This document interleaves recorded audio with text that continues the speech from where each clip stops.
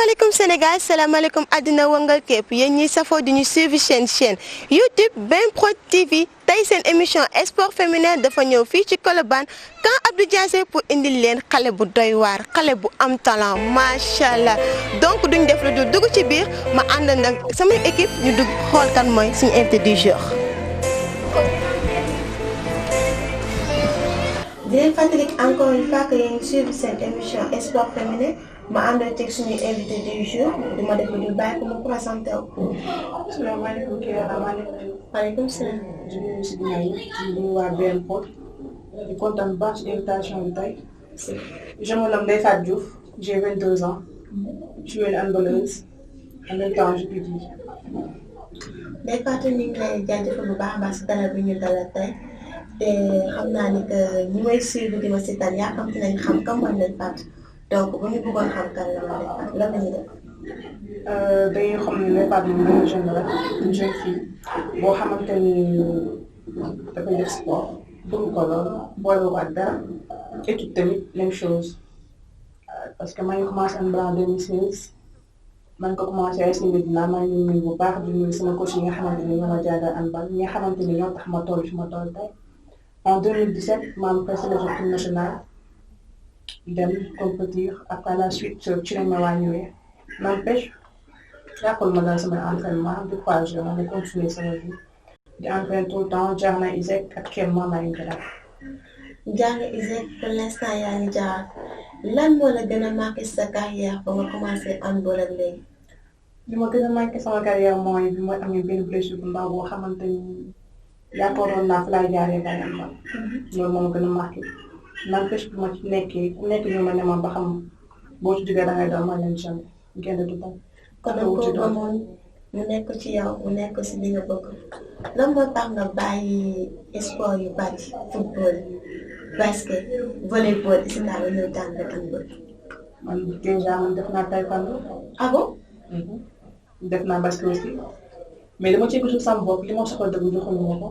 kon lan moo taxaw pour nga doon def beneen sport yi.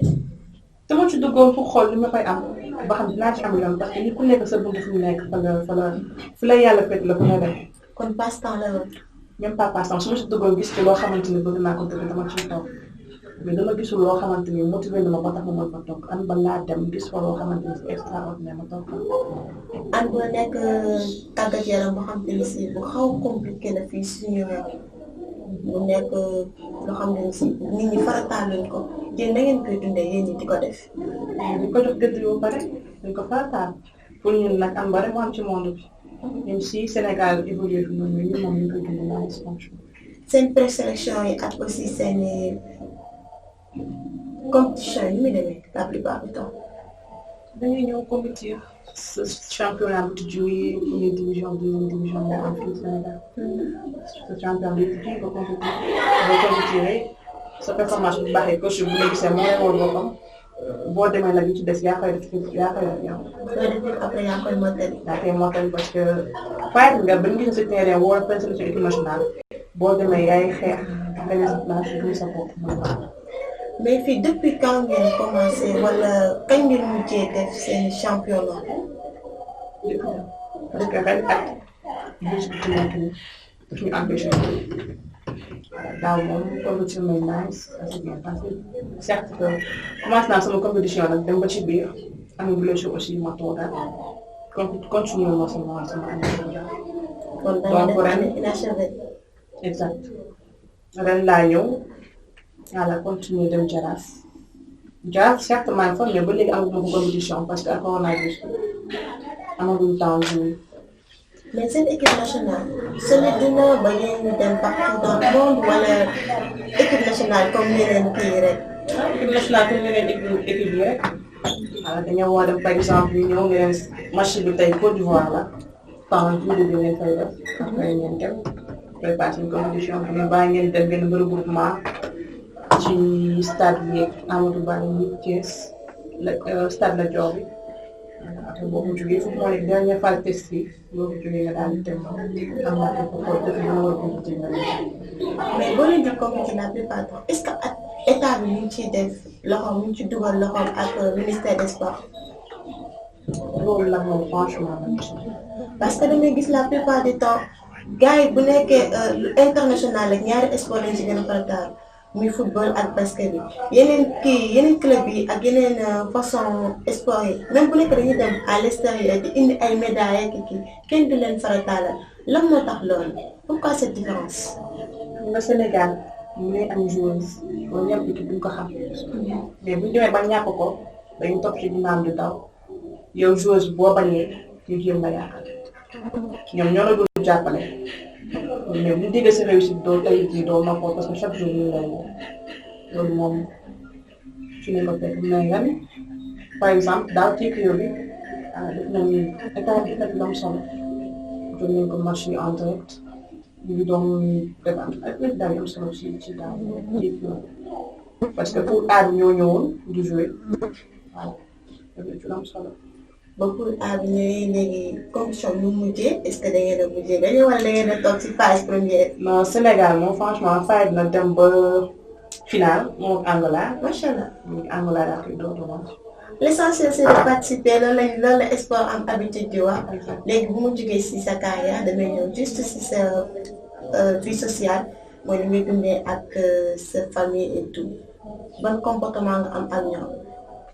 comportement boo xamante ni man maa ngi fi ene bi fii ci kër gi damay comporté comme place mère place papa certes sport bi étudier doo am benn temps bi ci kër gi parfois week-end yi ngeen dem ay tournage ak yooyu noonu mais n'empêche man maa ngi participer si famille bi maa ngi def li mu mën maa ngi éduquer samay rakk donc toujours sa loxo mi ci biir. waaw maa ngi nuyuwaale sama papa bu baax koo xamante ni moom tout le temps ñu jàpp sama lépp ma bëgg soo ko ñu ci taxaw sama yaay aussi maa ngi koy bu baax waaw di la remercier ci li may jàppale. loolu lay importance parce que ku sañoon boo def dara sa parent dugal seen loxo ba mu set mais bu ñu jógee ci loolu ñu ñëw ci say ami jàmm ñi nga dëkkal et cetera ak sport bi ni lay gisee nii ñu gis ni macha allah t'as une belle forme ngay def ay handball parfois ni yéen moom seen tenue mooy loolu parfois bi yi day xaw kii image bi ngay refléter ak gars yi ni ñu lay juger. man lay faat tout le temps je me dis que bés bu ma génnee sama kër dem ba terrain su nekk fulla ak fayda moom mooy tax a jóg certes parfois gis nga fi benn taay bi nga lay pàññee di am ba ñu nekk leen ak li nga bëgg ñu ko leen ak li nga sentir voilà essentiel mooy gëm sa bopp bëgg li ngay def xam ne surtout loolu moo ci gën a am solo li ñeneen ñi di wax ça importe peu. donc mu nekk phase bu xamante ni si phase bu important la si carrière parce que am na ñu bëri am na si commencé débuté nañ seen carrière mais duñ ko mujjee yàgg eggali comme il se doit parce que dañuy xaw a jàddu koñ wala ñu am aussi ay àndandoo mooy loolu mu dugal leen si beneen phase. donc yow say entourage ñan ngay ëpp ngeen fréquenté yoo xam ne si yéen a bokk di defandoo les mêmes du sport wala ñu xam ne si ñoom mooy loolu ba ngeen nekkee time boy ba leen ngeen di ànd.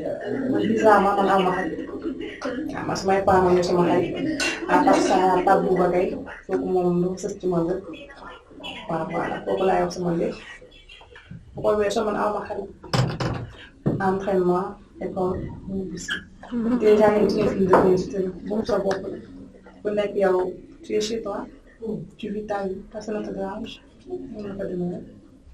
ci sa plan scolaire. plan scolaire. Par classe. Tu es en quelle classe? Je suis en classe de première. Première. Est-ce que la L2. Littéraire. Si. Looy doon est-ce que tamit. J'adore la littérature. Bon ñu gis ni kay sax yéen première. Vu que président nee na élèves yi nekk classe d'examen kese ñoom ñooy continuer seen étude yéen ñi arrêté seen premier semestre kese ngeen jot a def seen deuxième semestre nan ngeen ko nar a tàmbalee ak aussi ñuy continuer wala amagoo leen benn plan boo xam ne si teg ngeen ko wala ministère bi tegal na leen ko pour yéen. Non, ma am déglu na ci benn. Donc pour l'instant tu es en vac. Je suis en vacances. maa ngi toog. Mais léegi imagine toi léegi ñu bétti leen di leen carrément léegi suba da ngeen jàng léegi que faire. yaa ngi réfléchir. non loolu naa si tontu rek. ñu ci tontu après mooy en tout cas mooy bu ko daw rek. moo ko daw.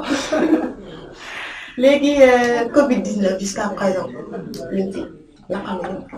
nakal na ñëpp tax na ba plan yëpp yàqu na et tout na nga koy dundee ak si nu muy yàqee sa plan yëpp sport bi wala def tey jii suba ka war a def suba doo def.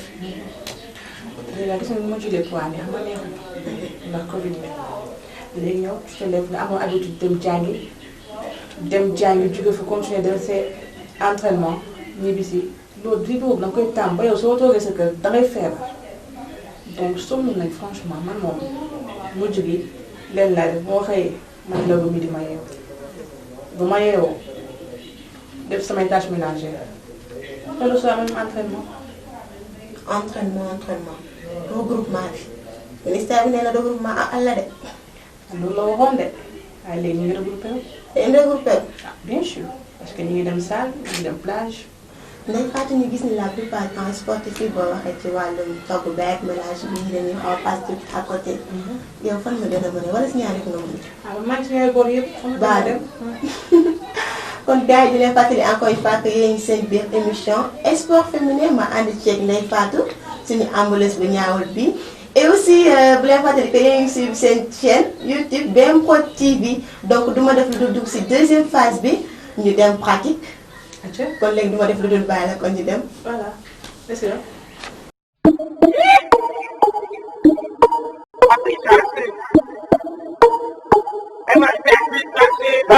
La puissance, plus l'existence, heureusement ça bien, si jamais raculé, pas en face à ton cas, c'est pas plus distance. Mets-moi la tête, je reste quand on passe à table. Qu'est-ce que tu prends ton gaz, zone, t'es inquiété. Ceux qui pensent me connaissent, ne connaissent pas. Maintenant, je rentre comme une partie de ma tête. C'est de la merde, c'est un peu un cas de VIP. Tu vas casser la dèche, t'es mon adversaire, y'a pas de chance. Tu peux tester, la bouteille à la mer.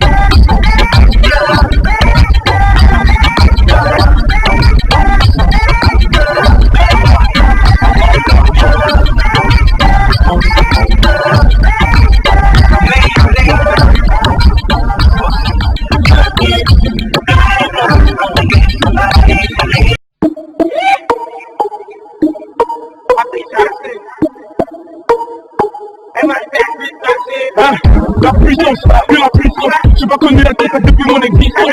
Heureusement ça bien, si jamais raculé, pas en face à ton cas, c'est pas plus distance. Mets-moi la tête, je reste quand on passe à table. Qu'est-ce que tu prends ton gaz, zone, t'es inquiété. Ceux qui pensent me connaissent, ne connaissent pas. Maintenant, je rentre comme une partie de ma tête. C'est de la merde, c'est un peu un cas de VIP. Tu vas casser la dèche, t'es mon adversaire, y'a pas de chance. Tu peux tester, la bouteille à la mer.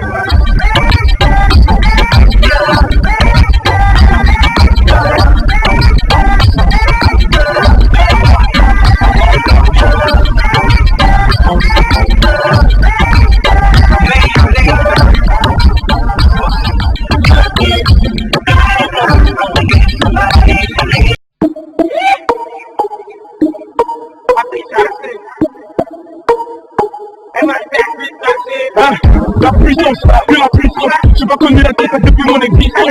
Heureusement ça bien, si jamais raculé, pas en face à ton cas, c'est pas plus distance. Mets-moi la tête, je reste quand on passe à table. Qu'est-ce que tu prends ton gaz, zone, t'es inquiété. Ceux qui pensent me connaissent, ne connaissent pas. Maintenant je rentre comme une partie de ma tête. C'est de la merde, c'est un peu un cas de VIP. Tu vas casser la dèche, t'es mon adversaire, y'a pas de chance. Tu peux tester, la bouteille à la mer.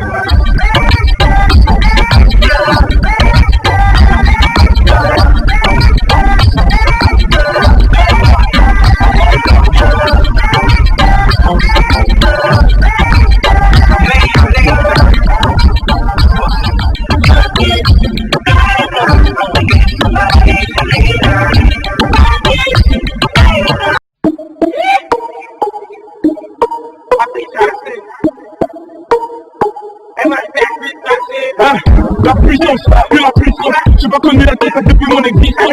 Heureusement ça bien, si jamais raculé, pas en face à ton cas, c'est pas plus distance. Mets-moi la tête, je reste quand on passe à table. Qu'est-ce que tu prends ton gaz, zone, t'es inquiété. Ceux qui pensent me connaissent, ne connaissent pas. Maintenant je rentre comme une partie de ma tête. C'est de la merde, c'est un peu un cas de VIP.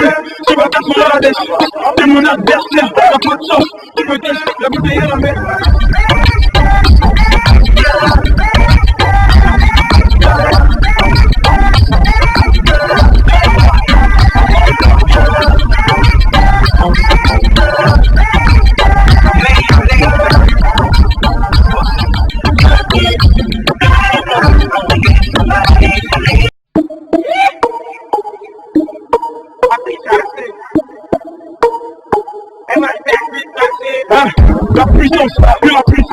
pas connu la tête depuis mon existence. Franchement ça bien, je suis jamais raculé. Pas en passant par le cas, je suis pas plus de mais moi la tête je reste quand on passe à table. Et je suis pas dans ta zone, t'es bien guetté. Ceux qui pensent me connaissent ne connaissent pas. Moi je suis rentré comme les parties de ma terre. C'est de la merde, je suis un peu un carabéipe. Je vais t'asseoir sur la dèche. T'es mon adversaire, y'a pas de chance. Tu peux tèche, la bouteille est la mer.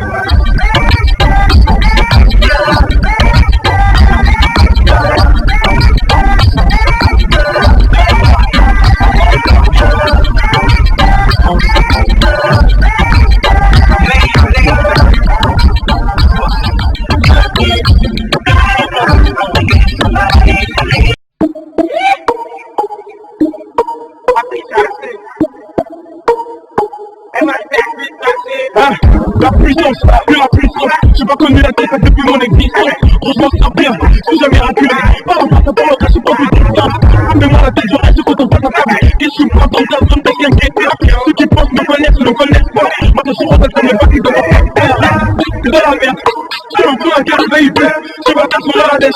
T'es mon adversaire, y'a pas de chance. Tu peux tèche, la bouteille est la mer.